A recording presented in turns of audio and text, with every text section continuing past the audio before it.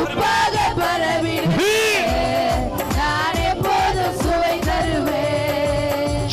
உப்பாக பரவிடுவேன், நான் எப்போதும் சுவை தருவேன்.